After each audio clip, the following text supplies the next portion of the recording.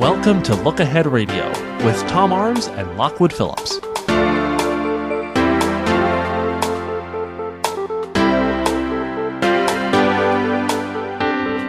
Viewpoints on the talk station, FM 107, AM 1240. The topic today, well, the upcoming debates. That'll be a top issue with Tom Arms as we prepare for the program this afternoon.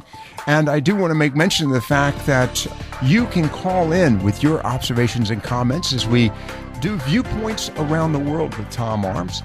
The local number, 252 area code 247-7282. That's 247-7282. The 910 of our listening audience, local number there as well, 353-4674. That's 353-4674. And, of course, toll-free 800-818-2255. Via email at viewpoints with an S, viewpointsradio@hotmail.com.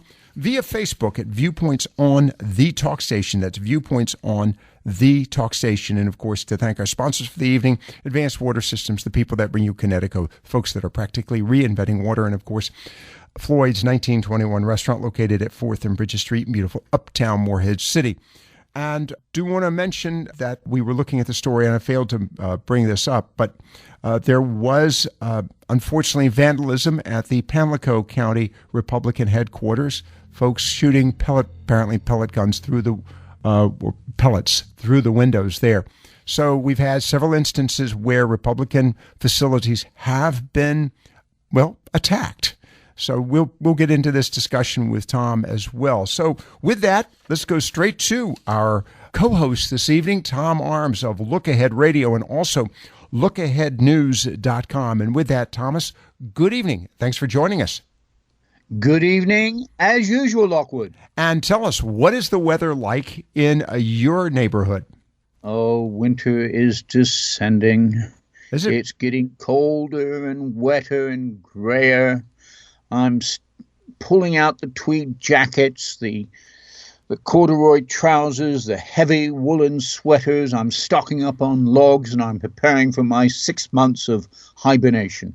Oh, no, come on. It's not that. Is it that cold? Does London get that cold? No, it doesn't get cold. It's wet. In London, it very rarely drops below freezing. But it's certainly damper than what you would get in the States. And so you can feel it a bit more. But it very, very rarely freezes. With that said, we've got global warming, or global climate change, to those who are a little less incendiary than I am. Isn't there an improvement in the conditions as a result? Probably slightly warmer, actually, yes. It is slightly, but, 1 or 2 degrees, that's it. The temperature in the winter hovers around, the 40-degree mark. Well, now, one other question, and then we'll get into the issues of the day. What about the topic of oil and energy there in London and in relationship to winter? And, how expensive is it to heat your home, drive your cars there? And keep in mind now, of course, you all use we've got the British, the Royal Gallon. You're from North Carolina. It should be y'all. Y'all. That's exactly right. But my question is, what is the circumstances there with in relationship to the conditions of living conditions? It costs a lot of money to buy gasoline at the pumps here. And that's because the government puts a very heavy tax on it. And they put a heavy tax on it to discourage people from, using their cars. They want to encourage them to use public transport as much as possible. It costs, probably 2 or 3 times what it costs in the States. For gasoline at the pumps. Heating fuel for your homes is probably about the same price. They don't put a tax on that because they don't want to discourage people from heating their homes. Otherwise, they would, freeze to death. Right. And then they'd be in a lot of trouble. So, home fuel is probably the same as what you pay in the States, but to run your car costs a lot more money. Okay, and availability and accessibility to fuel has not been a problem? Not a problem. Okay. No, not a problem at all. We haven't had a problem since the 1973 Yom Kippur War, when there was some fuel rationing then. No, we've always had lots of fuel. All right, let's... And at the moment, there's a glut. Really? So even there. Okay. Well, it's a worldwide glut. Excuse me? There's a worldwide glut of oil.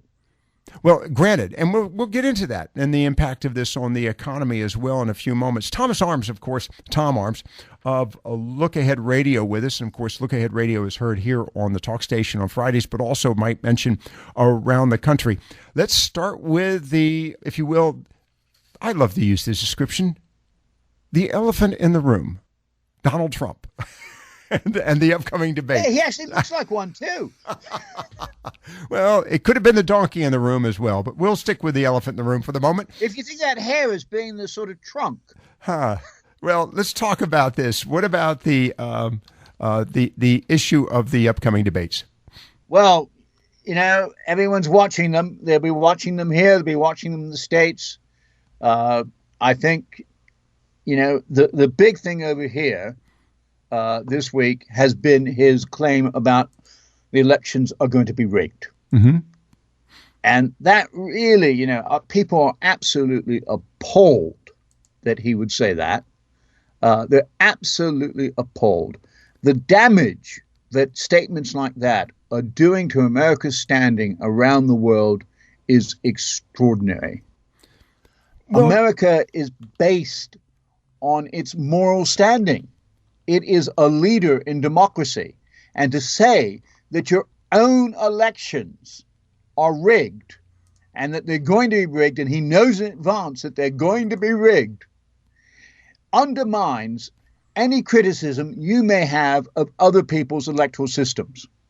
It undermines any moral authority you have on the world stage. Well, I think that he has some concerns with the growth of immigration in the states. Also, the concerns related that has nothing to do with elections. Yes, it does.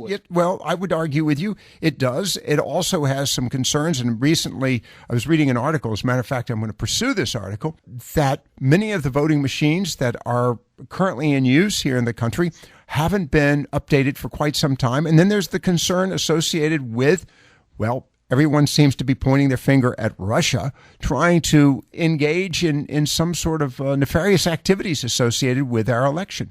Well, they're trying to influence elections, but not the actual voting. I mean, I have spent the last few days speaking to experts and writing to experts on electoral law, and they are absolutely unanimous, right around the world.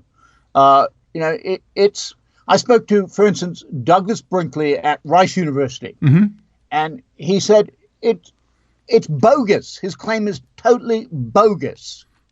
And Lloyd Hitachi Mayer, he's at Notre Dame. He said it would be impossible to steal the election.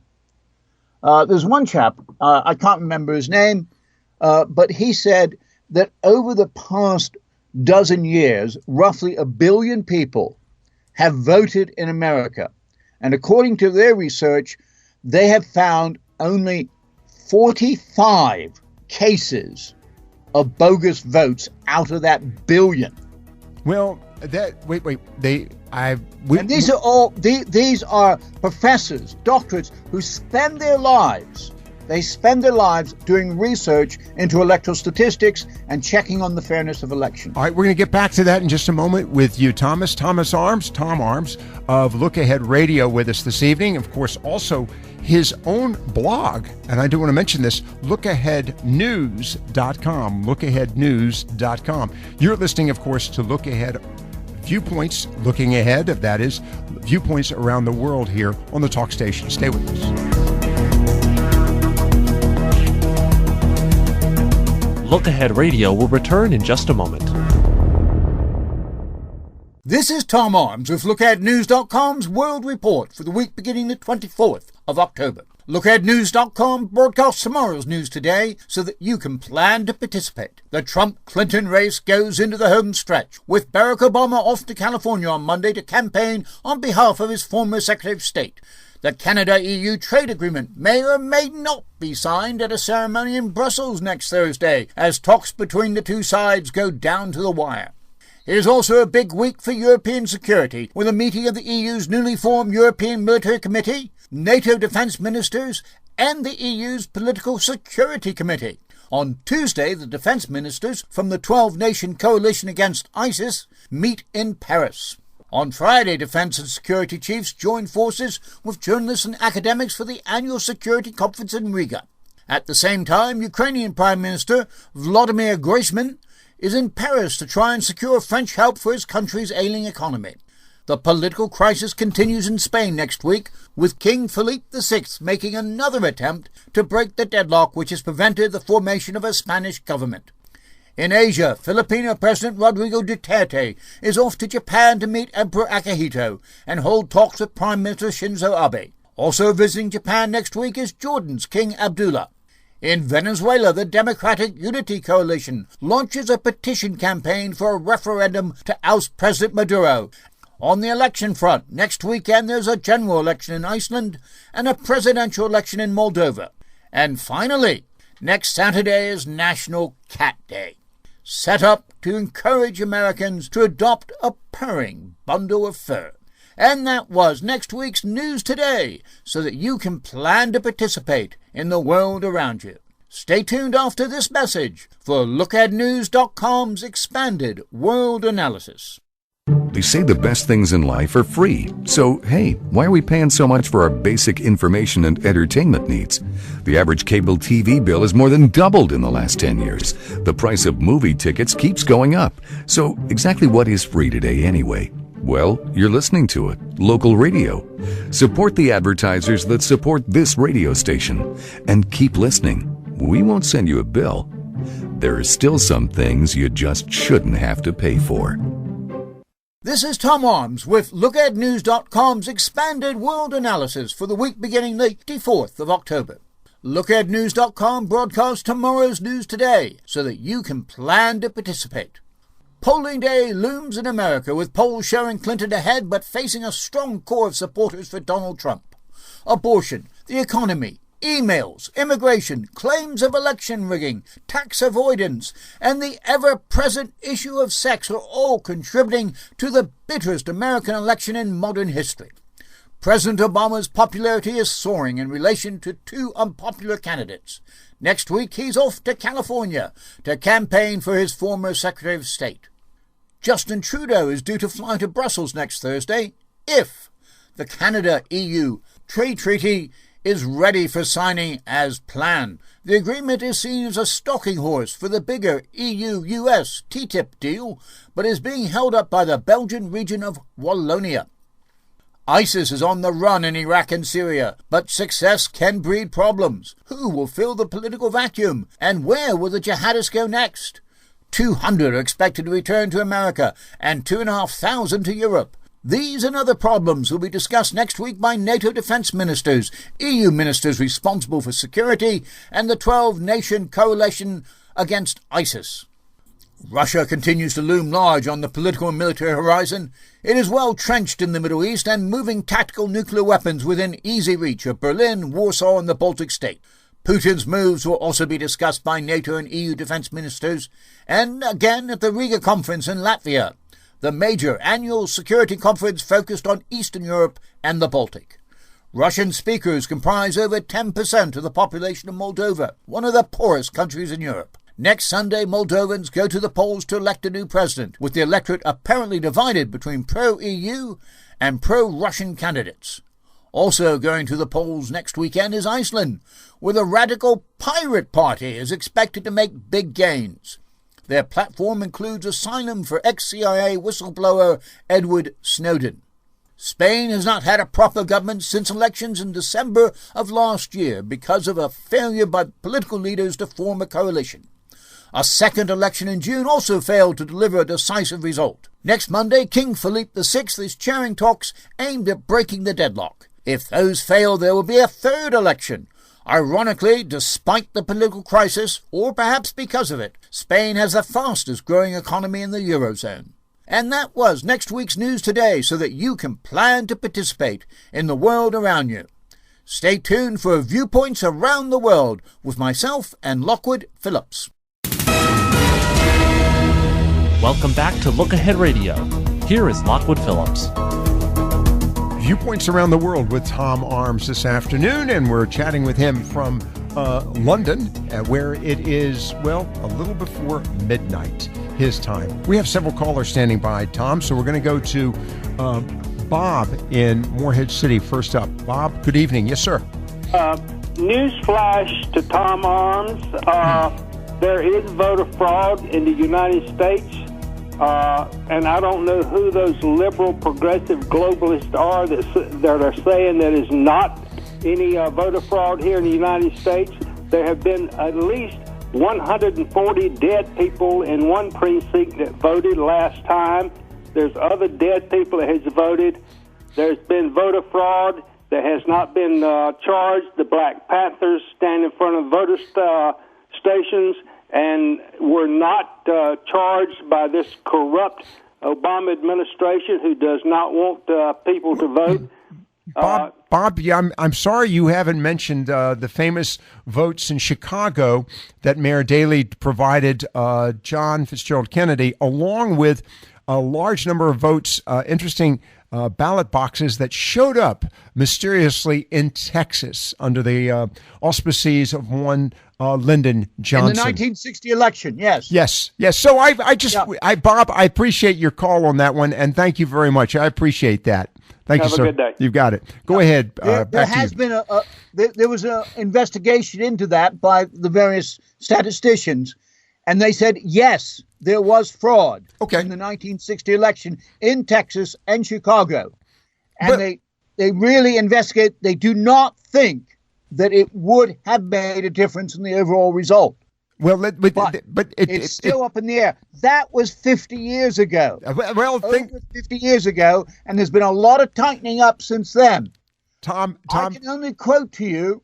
I can only tell you what I've been told by people who are experts in elections in America, and they all say it's almost impossible to have widespread fraud these days. Well, we've got some interesting issues with the internet. We're going to get into that as a little later on. I've got to ask you about WikiLeaks, but let's go to Gary in Oriental before I got more calls coming in. Let's go to Gary in Oriental. Gary, good evening. Lockwood and tally-ho, Tom. How are you tonight?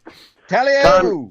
To make the comment or even assume that the world is so flabbergasted by Donald Trump going out and even insinuating there's voter fraud really, sir, is quite ridiculous, because if you think about it, we had precincts in Ohio in the 2012 election where the voters were divided between Democrat and Republican, and Barack Obama got 100%, 100+% of the vote, which we all know there's nothing more than 100%.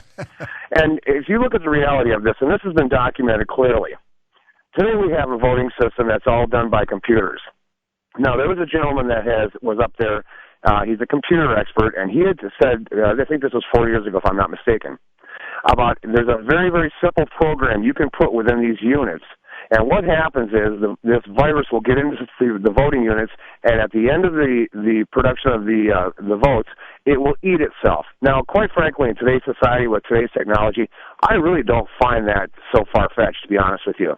And the other aspect of this, Tom, is that we, at least here in the States, are trying to follow every vote. I don't know that is done with quite the transparency in other countries. Well, and let me take this a step further. Can I just go back to what I said right at the beginning?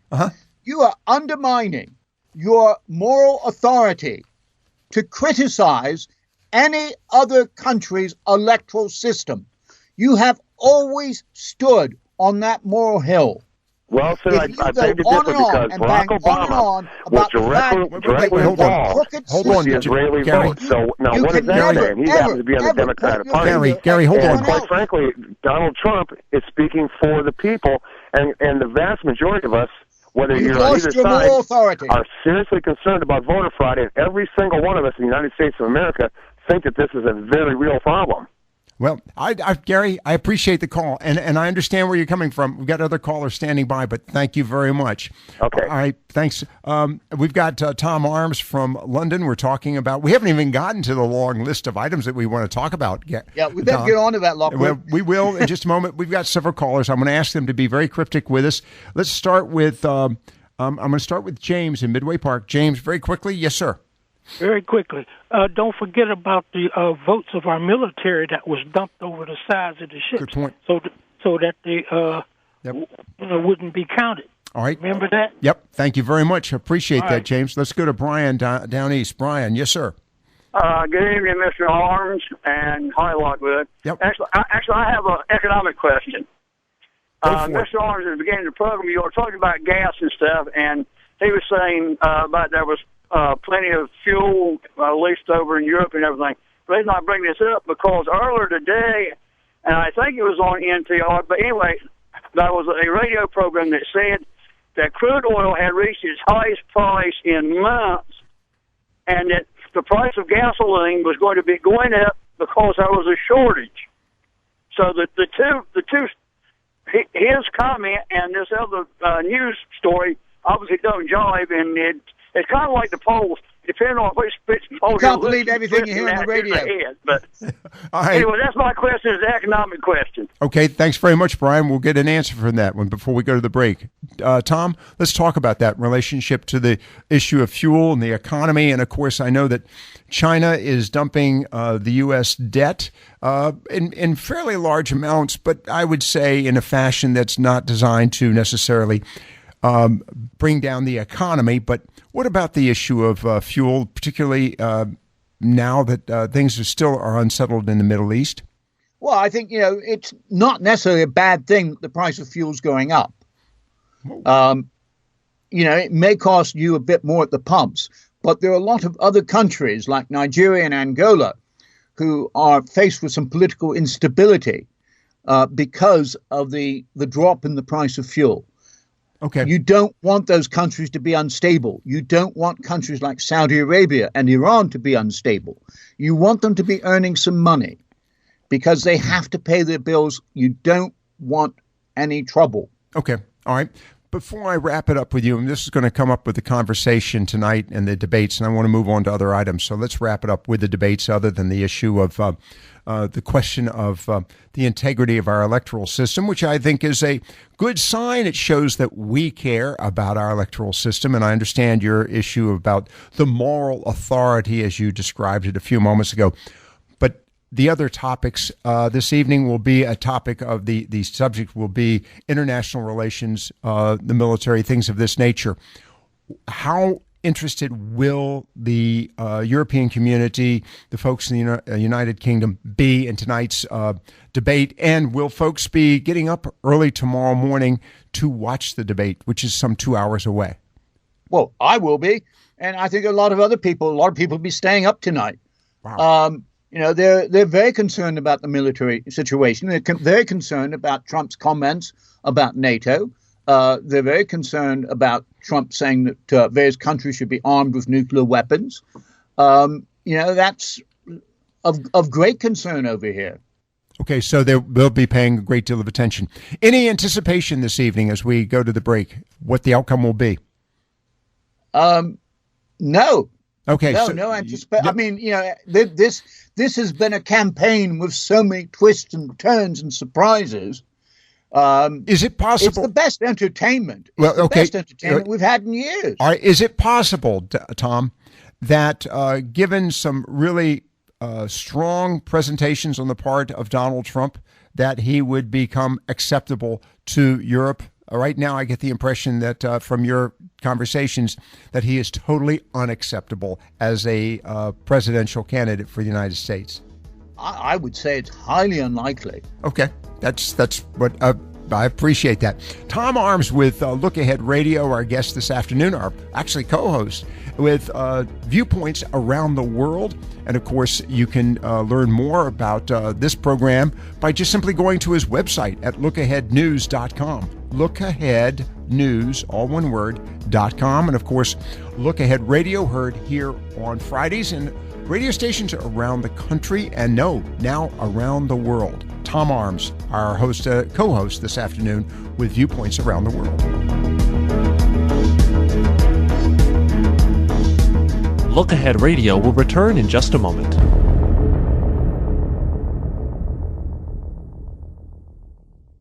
Quick, what do these sounds have in common? These are the sounds of geography. Geography helps us understand connections between people and places. But our kids aren't getting enough of it. Half can't locate Japan or India, and 20% can't even find the Pacific Ocean. So we created MyWonderfulWorld.org to give kids the power of global knowledge. Go to MyWonderfulWorld.org to learn more. It's a wonderful world. We now return to Look Ahead Radio. Here is Lockwood Phillips. Viewpoints Around the World with Tom Arms, of course, of Look Ahead Radio and LookAheadNews.com. Tom, we've had quite an interesting opening of the program this afternoon. You've generated a lot of calls. We're going to move on to the economy here, economic issues. We chatted about this last week, and that is, of course, Brexit. That is the British exit from the EU. Court case going to a Supreme Court. Conservative Party of Local Government Councillors starts petition to have opposition to the EU declared treasonous. Yes. Whoa. Yes. Wow. No, it gets even better. I mean, this has unleashed the conservative crazies. Now, this counselor's name is Christian Holiday. I love it. I love it. Treason. And treason. He's put up a petition.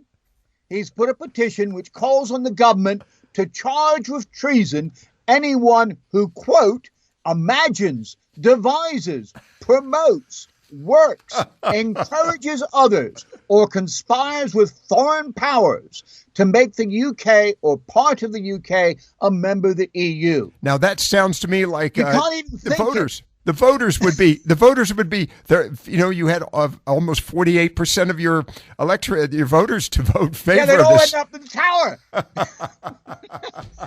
I love it. The axe man would run out of axes.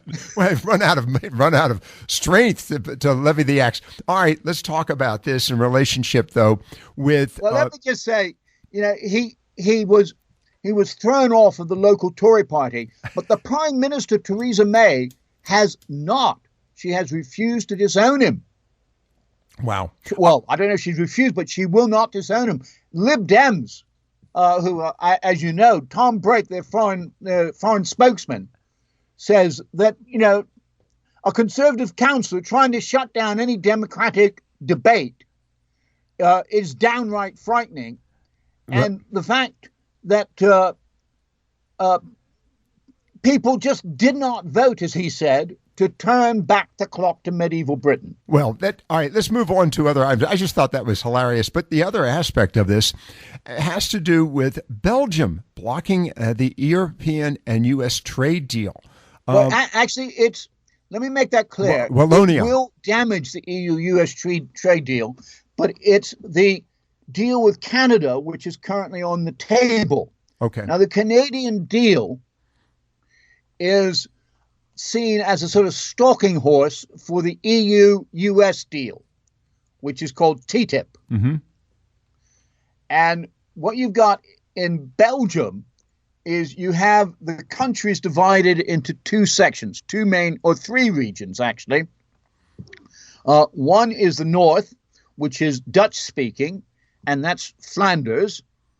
And then in the south, they have the French-speaking Belgium, which is Walloon or Wallonia. Mm-hmm. And in the middle, they have Brussels, which is a sort of, it's the city-state or the city region, and that's bilingual.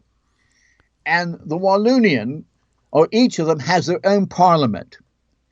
And any major foreign treaties have to be approved by all three parliaments for the federal government of Belgium to approve it within the European Council. And the Wallonian Parliament may not agree to the deal with Canada. Let's move. Okay, let's move on to other things. It just gives me a feeling that the European Union is still not as concise and as neatly organized as everyone has assumed. Is this directly related to the decision by Great Britain to leave, or is this something that has been sort of percolating for some time and is now just because it's been percolating for some time? All right. I mean, you always have this problem. What you have is 27 nation states. Okay. With a very long history. In the case of Belgium, as you probably know, it's an artificial European state, which was carved out of France and Holland and Luxembourg in 1830 as a buffer state between France and Germany. Right. Well, and so it will always have these sort of problems. Yeah, it's the construct of Europe. All right, let's move on to something else, of course, related to the European Union. And this is a security commissioner warns that success against ISIS, I want to say this very slowly, warns that success against ISIS could lead to an influx of jihadists into Syria, as if Syria doesn't already have them. Well, no, not into Syria, into Europe. Oh, into Europe. Okay. All right. That's into Europe. All right. For a minute there, I'm seeing a note here that says Syria. Okay. It would lead to an influx of jihadists running into Europe. They're not already in Europe by any chance? No. What we're talking about is all the Europeans who went off to fight for ISIS. There's 2,500 of them. Now, they're all in Mosul fighting against the Kurds and the Turks and the Iraqis. And Mosul is on the verge of falling. And all these ISIS people are going to flee for their lives. Where are they going to go? They're going to go home. Well, if they're coming back, can you? And there's about 200 of them who will go back to America. Is there no way, Tom, is there no way to identify these people so that when they return, they can either yeah. Well, I mean, the FBI apparently has records on all of them, and they're keeping a very close watch on them. And when they turn up at JFK or wherever, they will immediately be taken into custody. Well, yeah, I can tell you, they apparently have their finger right on the pulse. Well, I can tell you right now, that is not believed here. That is not believed here. I'm sorry. Well, this is what I was told today by Walker Gunning, who is with the University of Chicago. He's and this is what I was told by him. The Europeans have 20 times more people to worry about, right? And they're not quite as good at keeping track of them, but and they're worried that some are going to slip through. Well, we're not that good at it. I should add, Walker Gunning is the executive director of the Chicago Project on Security and Terrorism. Okay.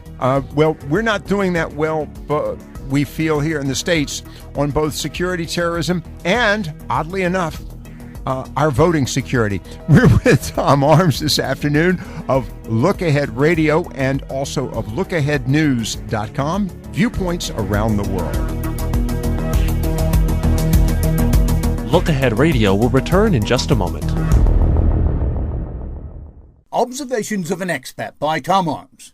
They haven't a clue, the nameless civil servant told me as she pressed her hands to the side of her head, grimaced and squeezed her eyes shut. We were talking outside a South London railway station where I was collecting signatures for a petition to protect the rights of EU citizens in the UK. Prime Minister Theresa May refuses to say that they can continue to stay and work in the UK. She says she needs these 3.5 million human lives, 5% of the population of the UK, as a bargaining chip in Brexit talks with the EU. But I digress. Back to my rail-travelling civil servant who has been left standing on a chilly pavement, shaking her head. Please, please, she implored, don't give my name. I need to hold on to my job when the economy goes down the plug hole. But I can tell you that the 3 Brexiteers are running around like headless chickens. They didn't have a clue or plan before the referendum vote, and they have even less of one now. They're taking us straight off the cliff. The 3 Brexiteers referred to are Boris Johnson, former lugubrious London mayor and wannabe Prime Minister, and now Foreign Secretary. David Davis, Secretary of State responsible for exiting the EU, and Liam Fox, Secretary of State for Trade. These three men were leading Leave campaigners. They've been put in charge of Brexit negotiations based on the pottery shopkeeper's sales policy of, you broke it, you own it. Actually, the three Brexiteers should be dubbed the three Brexiteers plus one, because, as in the original Alexander Dumas novel, there are four swashbuckling characters let loose on the general population. The fourth is Theresa May herself, who has taken on the role of chairperson of the Brexit Committee and is flitting from European capital to European capital, discovering just how much she and her gang are despised. Mrs. May is determined to push Brexit through as quickly as possible. To be more precise, she wants to invoke Article 50 of the EU's Lisbon Treaty by the end of March. After that, there's no turning back. On top of that, Mrs. May is refusing to allow the British Parliament to vote on the issue. Why the rush if, as my senior civil servant claims, the government has no idea of where it is going or how to get there once Article 50 is invoked? Because the country remains bitterly divided over Brexit. Mrs. May is dragging the UK to the point of no return in the hope that when the option of a reversal is removed, the country, and let us be honest, her Conservative Party, can start to heal.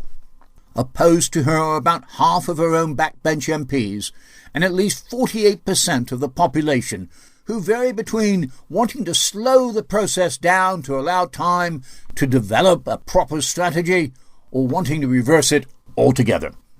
Their big hope is a legal case wending its way through the British courts. It's brought by businesswoman Gina Miller, who says the British government must have parliamentary approval, even with a referendum vote, before invoking Article 50. Theresa May says not so.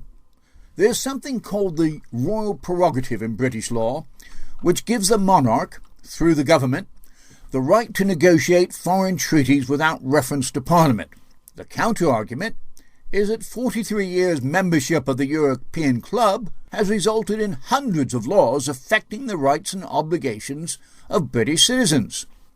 The EU treaty, which the government plans to repeal, is more than just an agreement between one state and another. It has become an integral part of the unwritten British Constitution, or so argue Ms. Miller's lawyers at the top legal firm of Michandrea. The case will be appealed to the British Supreme Court, where it is expected to be heard sometime in December or January. The government would probably win a vote confirming the Brexit referendum result, but with a raft of amendments that would expose the Brexiteers not only as headless chickens, but as imperial tendons without clothes. Welcome back to Look Ahead Radio. Here is Lockwood Phillips. Viewpoints around the world with our co-host, Tom Arms of Look Ahead Radio and LookAheadNews.com. LookAheadNews.com. Tom, so many other things to talk about, but I do want to, we touched on just a few moments ago, the issue of ISIS, the circumstances in Mosul, definitely declining quickly.